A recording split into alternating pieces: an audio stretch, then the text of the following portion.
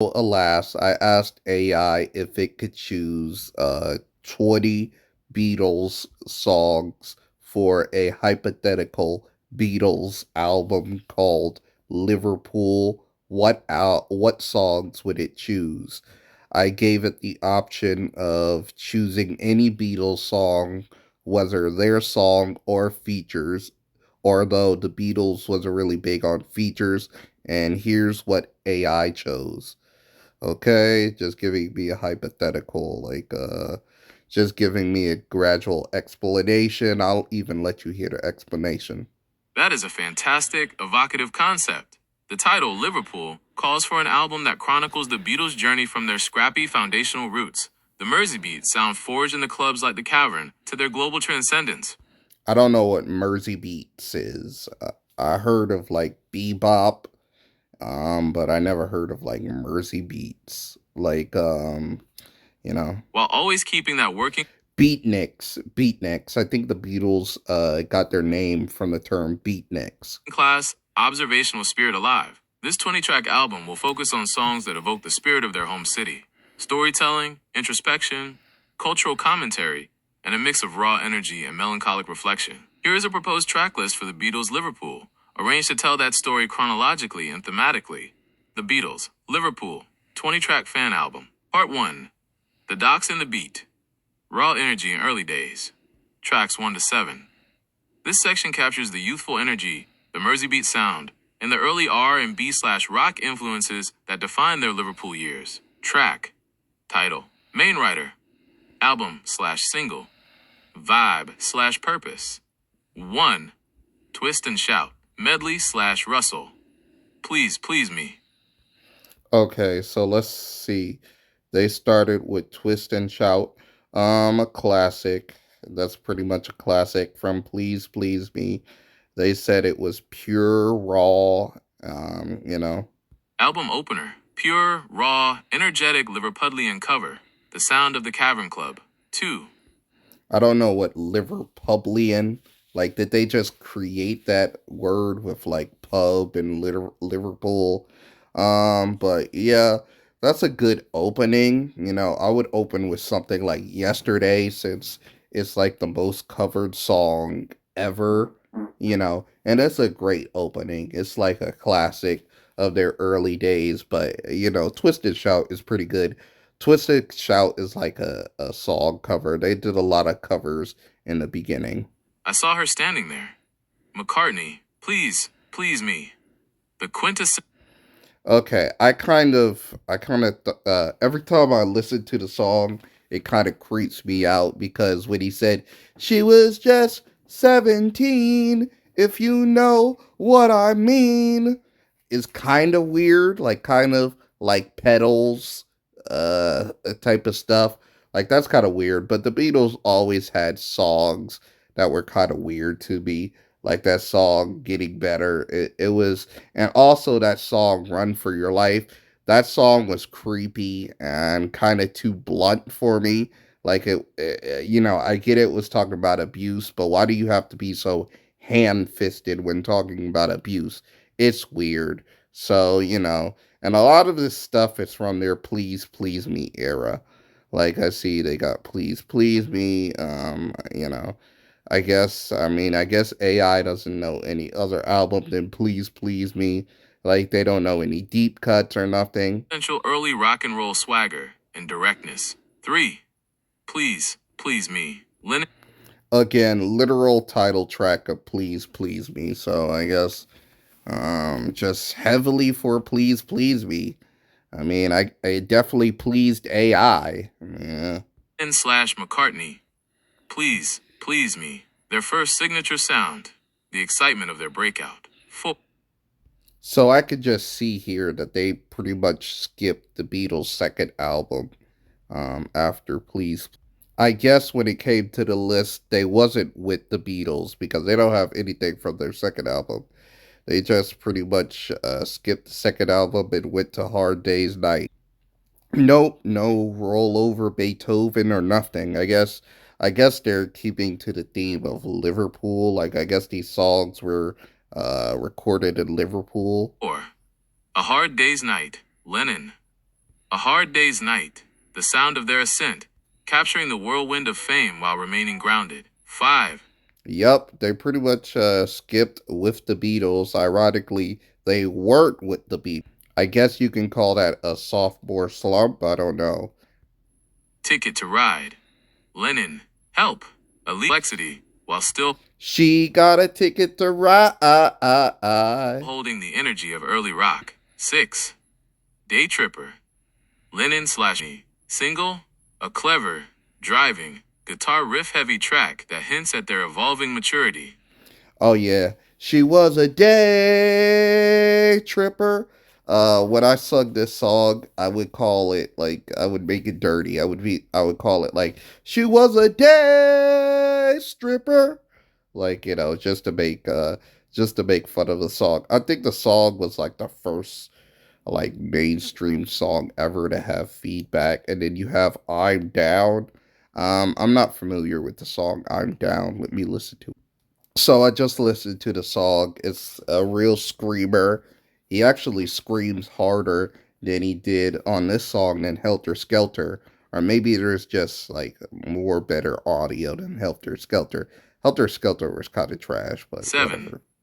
I'm Down. McCartney. I'm Single really B-side, down. a screaming, intense rocker that shows their raw, primal energy was never lost. Part 2. Yeah. The Observer. People and Places. Tracks 8 to 13. The focus shifts to character studies, social observation, and songs that feel rooted in the people and places of England, channeling the spirit of their environment. Track. Title. Main writer. Album slash single. Vibe slash purpose. 8. In My Life. Lennon. Rubber Soul. Transition track. A profound nostalgic reflection on their past and the faces of Liverpool. 9. Yes, one of the best songs in my life. I see some change. That was definitely a sweet song. And then that whole piano, and then they hit another killer, no filler with Eleanor Rigby, which I think there was like a actual grave found that had the name Eleanor Rigby. Okay, killer choice.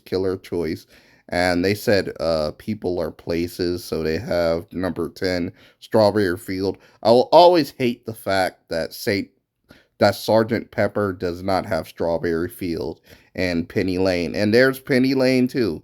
Oh, when you have an album with both Strawberry Field and Penny Lane, I'm in with no shrug. I'm in with no chagrin. Eleanor Rigby. McCartney. Revolver. A masterpiece of character study. Melancholic observation of lonely, aging people. 10. Strawberry Fields Forever. Lennon. Single. Psychedelic nostalgia for the Salvation Army Children's Home near Lennon's house. I never knew that this was a nostalgia for the Salvation Army in Lennon's house. Wow, that's pretty weird. But hey, whatever you need to inspire, like a what you call it, a great song. 11. Penny Lane. McCartney. Single. A warm, vivid, observational portrait of a specific Liverpool street and its characters. 12. Good Morning, Good Morning. Lennon. Sergeant Pepper's. A sardonic, working-class commentary on the monotony of daily life. 13. Mm-hmm. She's Leaving Home. McCartney. Sergeant Pepper's. A sympathetic, character-driven story. Okay, so I heard like Anthony Fantano hates she's leaving home, which I'll never get because that's one of their best songs. Like we gave her all of our lives, is leaving practically all of our lives home. All right, I'm gonna stop butchering their song, but that is such a sweet song. Of generational conflict, often I set in a I feel disgusted that it was contrasted with one of their worst songs. It's getting better. suburban home. It's getting better is ironically when it got worse for the album. Part 3. The Legacy and the Farewell. Reflection and Enduring Truths. Tracks 14 to 20. This section captures their final grand statements, songs that feel both personal and universal, carrying the weight of their long journey. Track, title, main writer, album slash single, vibe slash purpose. 14. The Fool on the Hill, McCartney, Magical Mystery. I never heard of the song. I heard of the song "Full on the Hill," but I never really listened to it. Okay, listen to the song. It's a banger. I kind of wish it was like "Fool on the Pool," like as in short for Liverpool. But hey, I guess it wouldn't paint the image as much. Tour, a contemplative, philosophical track about being misunderstood and observing the world from a distance.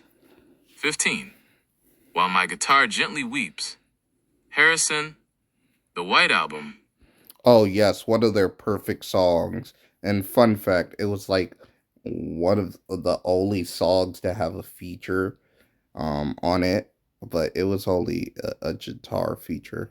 George's most powerful statement, showcasing And that's before they had Perkins join them for their last album, I should say. his maturity and disillusionment. 16. Revolution, Lennon, single B-side, the sound of chaotic, intense social Hmm. change, and the need for clear political philosophy. I'm glad it didn't choose like Revolution 9 because that was just audio garbage. Um, 17. Across the Universe, Lennon, Let It Be, a meditative, mantra-like song that offers a sense of spiritual peace and vastness. Another song I did not listen to, Across the Universe. I'm about to play it right.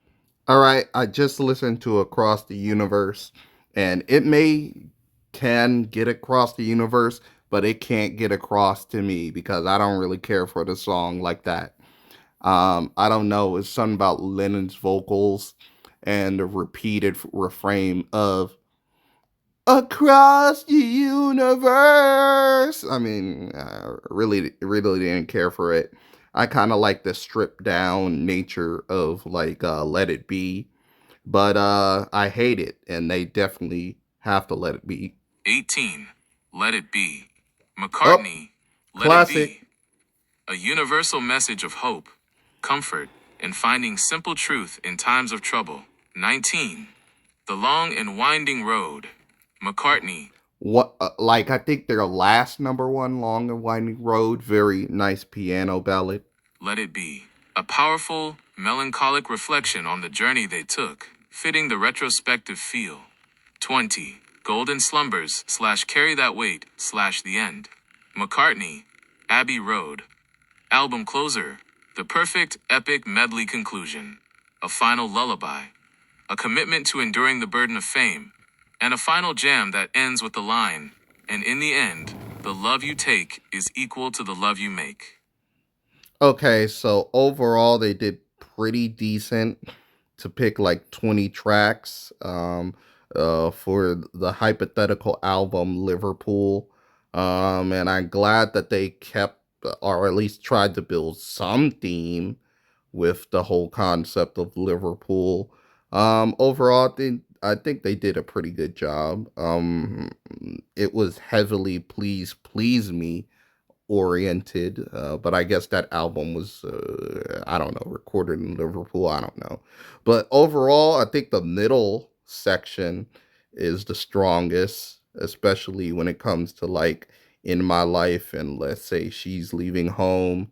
And I think they ended the album off with like a good pick with literally the end, not to have a pun or anything, but I think that's the perfect way to end the album. What do you think? Share in the comment section, and I'll see y'all later.